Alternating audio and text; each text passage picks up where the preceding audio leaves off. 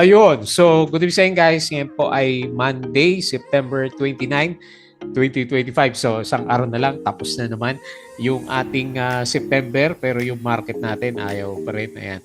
So, mga namayapag for today, meron naman si mining stocks. Ayan, 5% yung index ng mining. So, kung meron ka kahit isa sa mga kina ATX, PX, LC, OGP, nickel, ayan, panalo ka for today's trading natin. The rest, laglagan pa rin yung stocks natin. So malakas pa rin yung net foreign sell pa rin tayo 405.93 million net foreign sell. So marami pa rin bearish sa market at mukhang magkakatotoo yung sabi ni Ma'am April Tan na 5,000 Ritesa 5,800. So nag-close tayo below 6K, very bad. 5,997.6. Tagal na undervalued ng mga stocks natin. So negative 0.49%. So ang dami dito sa mga big caps natin, sa mga blue chips, laglag na naman for today's trading natin. Maliban siguro kay Converge kasi nag-up siya ng 3.8% ngayon. So meron din siyang net foreign buy na 9.19 million. Pero the rest, mga mining stocks na lang yung umarangkada sa market natin. Ayan. So, kahit super overbought na yung mga mining stocks natin, umarangkada. So, siguro, kasabay na rin ng bearish sentiment ng market natin. Plus, yung gold prices natin is tumataas din siya. Ayan. Tignan natin bukas kung ganyan pa rin yung galawan nila.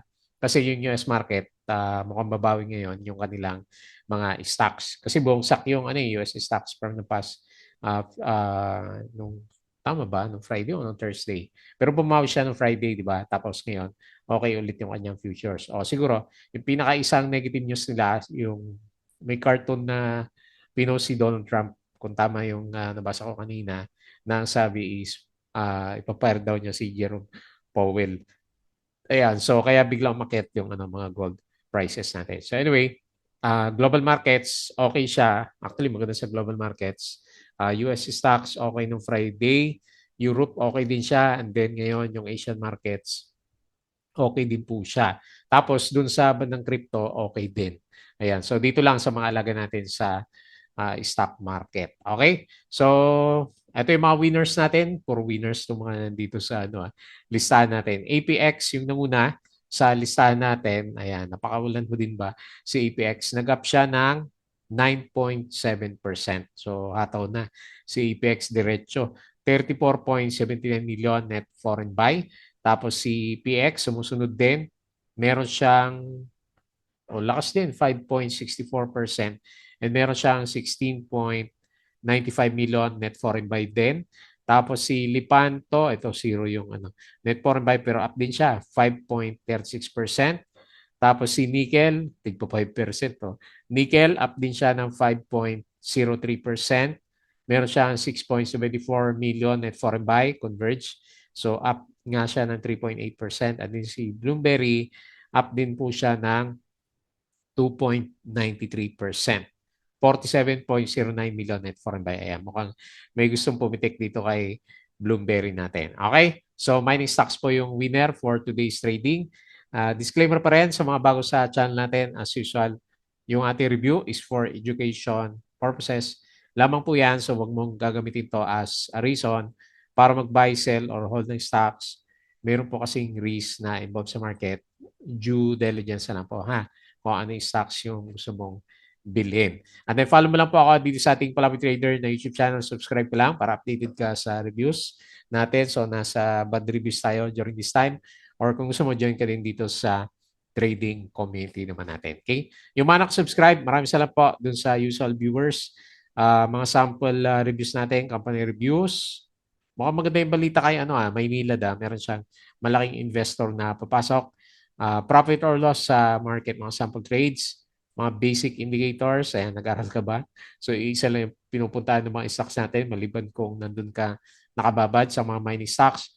Fundamentals, yung mga risk management, and PSE stock market studies naman. Okay? So, double check na lang po yan. And sa crypto, follow mo na lang po ako dito sa ating Flavi Trader Crypto Ko To na YouTube channel para updated ka sa mga play to earn games natin or kung meron tayong nire-review na bagong token. So, last Friday, meron tayong review dito si Mint token. Ayan. So, check na lang po yan. Tapos sa social media, Facebook account na Palavi Trader para updated ka, follow mo na lang po. Or dito sa Facebook page, Budagipik, yung mga articles natin sa local market. So check mo na lang po. Tapos sa Twitter, okay, meron na tayong mga summary. Naglabas na yung mga summary ng market natin. Okay, so grabe si ano, no? So ang tinamaan dito, si services naman. Sino ba yan? Negative ICT ba yan? Negative 1.58% at saka si finance, negative 1.23%. Noong Friday, ang tinamaan si property. So nauna na siyang bumagsak, nag-negative 1.5% siya. Pero ngayon, grabe si mining stocks natin. Meron yatang good news ng mga mining stocks natin maliban doon sa global prices ng gold natin. Kasi ang lakas 5.32%. Ayan, nandiyan na yung mga traders natin. Net foreign sale, 405.93 million. Yung lumabas ulit na foreigners dito sa market. Kawawa naman yung ibang stocks natin. Dividend schedule, sino ba 'to ang malakas dito? San Miguel. Meron siyang 0. Malik din lang, no? 0.35 peso regular cash dividend. Okay? Okay. May ano pala si kung nakita nyo, nag-trading hold si Call COAL, si Call na mining din yun, di ba? Si Call na stocks natin, meron siyang backdoor listing. Ayan. So, mayroon naman tayong abangan na high flyer. Foreign funds sold, BDO, BPI, Metrobank, Call, Meralco, Shell PH, CNPF, Emperador, FD, AC, Aboitiz, DMC, Ali, Erich, CLI, Globe, ATI, ICT, Aldi, Pure Gold, Robinsons, FNI at saka si OGP. So ito yung mga binili. AUB, China Bank, PNB, ACN, ACR, DNL, Ginebra San Miguel, CIC, IMI, AGI, Costco, GGS, LTG, Robinson, Tel, Converge, Cebu, Blueberry Plus, Web, APX, AT, Miguel at saka CPX. Ayan, lahat ng mining stocks binobomba. Okay. So sa closing natin, mas marami yung bumagsak.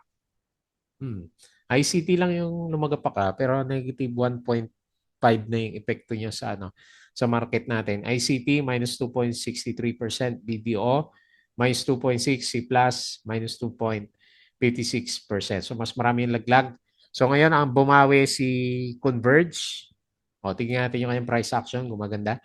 3.8%, Emperador plus 2.25%, Meralco 2.12%, DMC, yung natin, mga upcoming dividends, 1.82%. Okay? So yun po yung mga galawan ng mga big caps nung closing, around 11, medyo balance pa siya, no? Converge. Ayan, may gustong pumiti kay Converge, nag 4.3% siya kanina. Okay? So the weakness of our market is right there for all to see. Ayan, pero panalo yung mga mineros natin. SMPH will pay a dividend of 0.6 per share. So may dividend yield siya na 2.88%. Malit lang pero okay na yan kaysa wala kasi pabagsak yung mga alaga natin. Ayala Land, AC Holding marks is 7 consecutive year of decline. Meanwhile, Ali Property faces 5th year of decline due to waning demand from 2020 to 2025. Tagal na palang downtrend yung mga alaga natin. So, share buyback si Ali nung alas 2, ayan, naglaglagan na. So, BDO pa ngayon ang una kanina, negative 3%. Okay. Noon break, sino panalo nung alas 2? Alas 12, Converge at saka si Ace N. Ang laglag is Plus at saka si Aboitiz Equity Ventures. Walang panama si Plus sa mga mining stocks. MGen Ice backdoor listing for renewable energy unit. Ayan. Para kanino to? Kay Meralco. Okay. Tapos, pero ang MGen is under ng parang kay SPNEC to, di ba? Ayan. DNL unit gets extended ITH. Converge, prepaid soft to Sawa, hit 500K users. OGP, after chairman resignation. Okay. Pero umakit to, di ba? RCR fell post block sale. Tapon to ng mga galawan. Share buyback, MEG, or rather last week, no? MEG, OPM, SM, Costco, at saka si Ali. Ito yung kay Call Asia Holdings. So meron siyang disclosure dito And meron siyang trading halt. Okay. Saglit lang. 9:30 to 10:30 pala. Ayan, okay. So, hindi ata pinitik si Kulay. Hindi ko nakita sa ano eh, mga winners eh. Okay, so anyway, meron siyang backdoor listing. Alas 10, so mas marami yung blue chips na green kanina.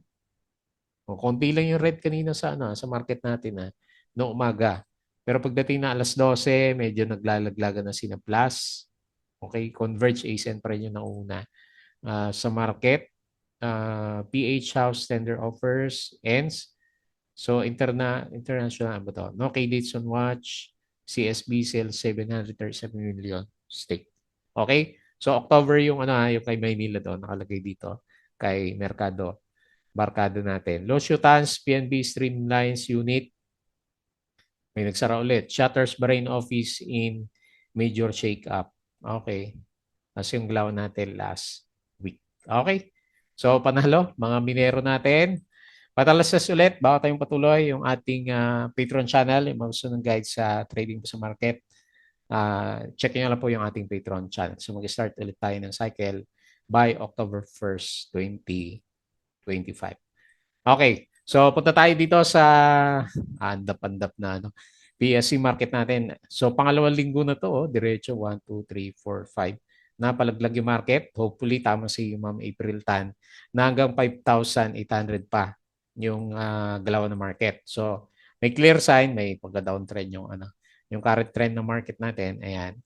So, hindi pa tapos kasi puro net foreign sell pa rin eh. Wala pa tayo nakita na net foreign buy. Tapos yung ating RSI, so medyo mahina-mahina, papunta sa oversold condition.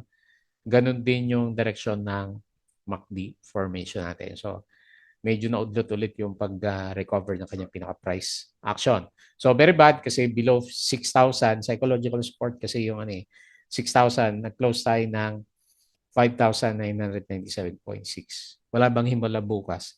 Hopefully meron. Negative 0.49% and meron siyang 405.93 million net foreign sale. Okay? So yung mga winners, mga mining stocks, APX, ayan na, binomba na. 9.7% si OPM, yung mga kahit anong stocks umakyat. Manila Water, ayan, so 6.12%. Si Philix Mining, nag-breakout na rin, no? 5.64%, Lipanto, pabalik na, 5.36%, Nigel 5.03%, at sino pa? Si API, 4.5%, tataas sa mga mining stocks si Oro, kahit walang volume, wala palang volume. FNI, ayan, balik ulit, 3.82%, Converge, may mga sumingit, 3.8% OGP. So, pabalik ulit sa bandang taas, 3.31, nauntog siya ng konti, pero parang gusto mag-breakout. Bloomberry, 2.93%, and lastly, si Meralco, nag-up ng 2.12%, nag-bounce. Diretso din yung pababa ni Meralco, sumabay sa galaw ng markets natin. Okay, so sino yung mga tinamaan? Ba't kaya si Mark Ventures ayaw, no? So nag-drop siya ng 6%. Si Bell, okay, nawala na yung casino natin. Negative 4.79%. Si MRC, minus 4%. Si Macro Asia, minus 3.6%. Kinain na niya yung breakout. Tapos si SCP, nag-breakdown na. Minus 3.2%. Baol D, nagka-volume. Kailan drop? Minus 3%. Plus, minus 2.56. Si TAP, minus 2%. Pagod na rin si TAP na. Ayan, lower high. Tapos si Megabyte, minus 1.79%. Okay? So, yun po yung mga movers ng market, up and down. So, silip tayo ng konti sa global markets. So, based dito sa galawan ng global markets natin, mukhang okay mamaya yung futures ng US, 0.49. Sa S&P up, Dow Future 0.4, Nasdaq 0.59. Okay? As European stocks, okay din. Ayan, malakas. Tapos sa Asian markets, halos majority is umakyat. Maliban sa Taiwan to, no? TWSE. So the rest maganda rin yung yung galawan. Okay, nasa ka na Pilipinas. Okay, next, yung ating crypto. Okay, gumalaw na, may mga verde na dito. Ayun, may mga 7%. So nung weekends, laglag to mga to eh. Bitcoin 112K ulit from 109 nung Friday. XRP 2.86, ayan, up siya 3%. BNB up ng 4%. Sol up ng 3.8% at saka si Dodge up ng 2.42%. Okay? So balik tayo dito sa market and very very quick review dito sa mga trending stocks. Okay, so nahin po natin si APX, panalong panalo yung mga na-gold nung Friday. Ayan, so mabulat yung mga mining stocks natin, overbought, pero pwede pa, no? RSI 81 lang si biglang umarkada. Reverse ulit ng galawan si Apex Mining natin. Ayan, so parabolic yung mga indicators, overbought, parabolic din yung pinaka price action. So natuloy na yung breakout niya, no? Okay, panalo yung mga traders natin dito. So 9.7% and meron siyang 34.79 million net foreign buy. Meron pa ba tong Parang wala na yata tong trend. So lagpas-lampas na siya sa mga trend chart natin. Ito yung pinaka trend lines natin last time.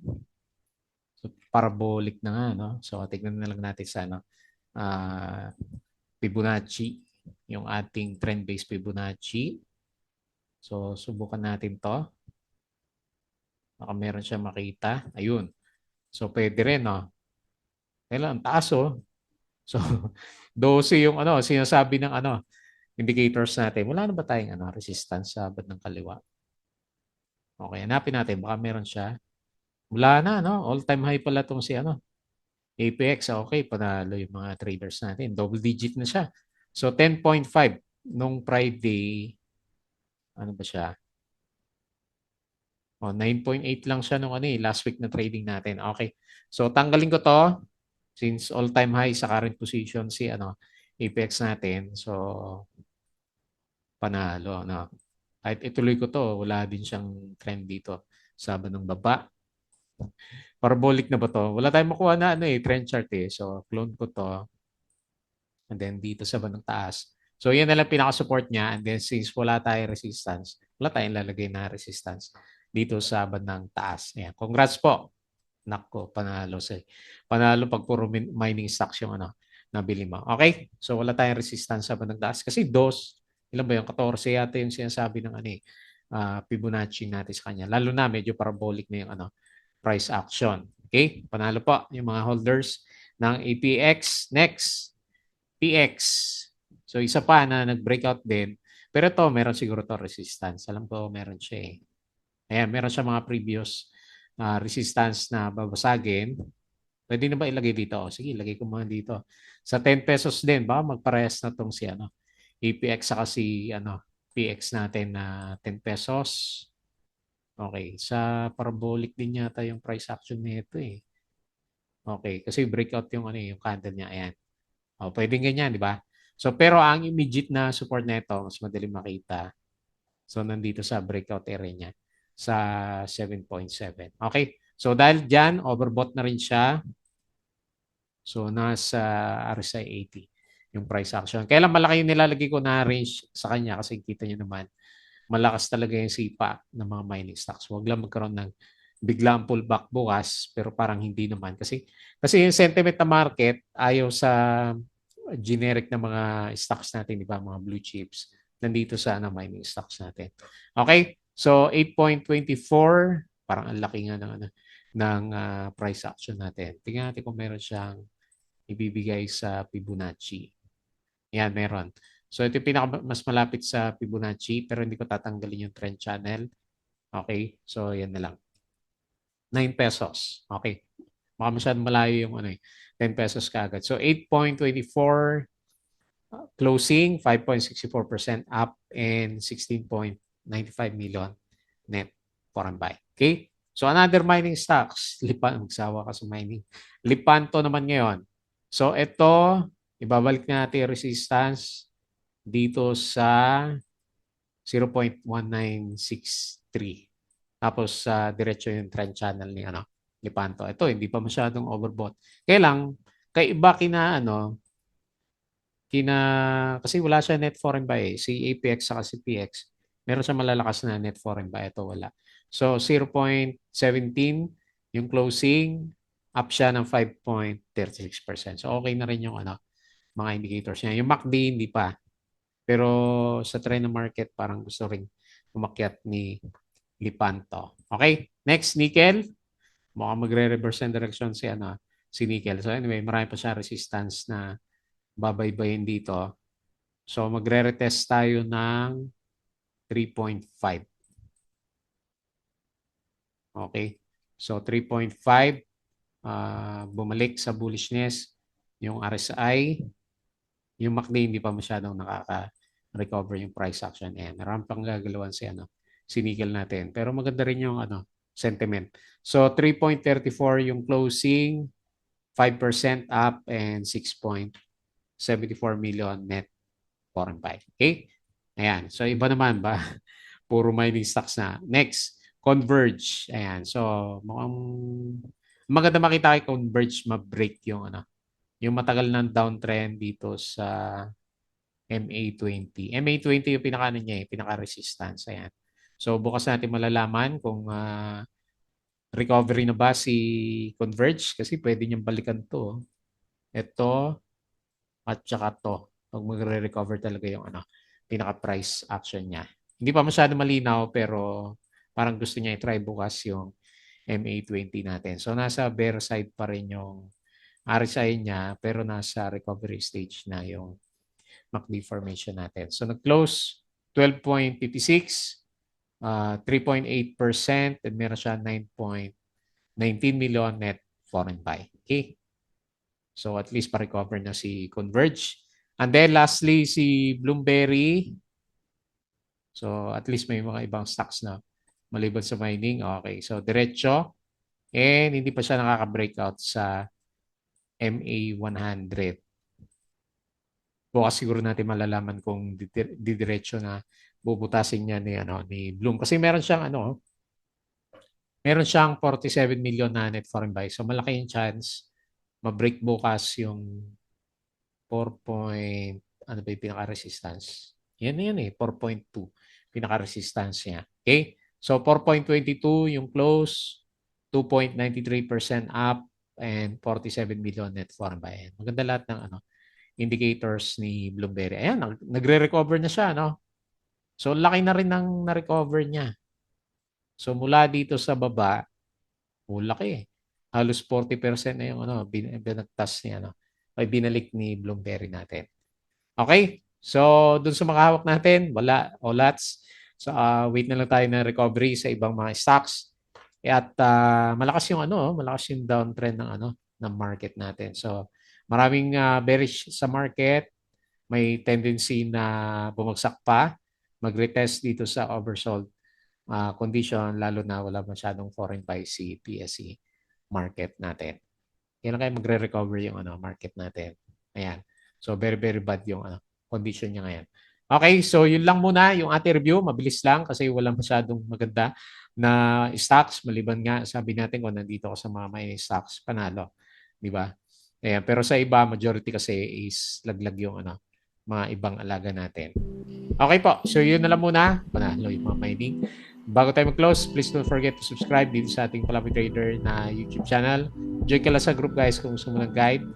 Crypto ko to para sa mga cryptos, play to earn games, Facebook account, Facebook page, Bodega Peak, Twitter, and Patreon sa mga gusto ng guide.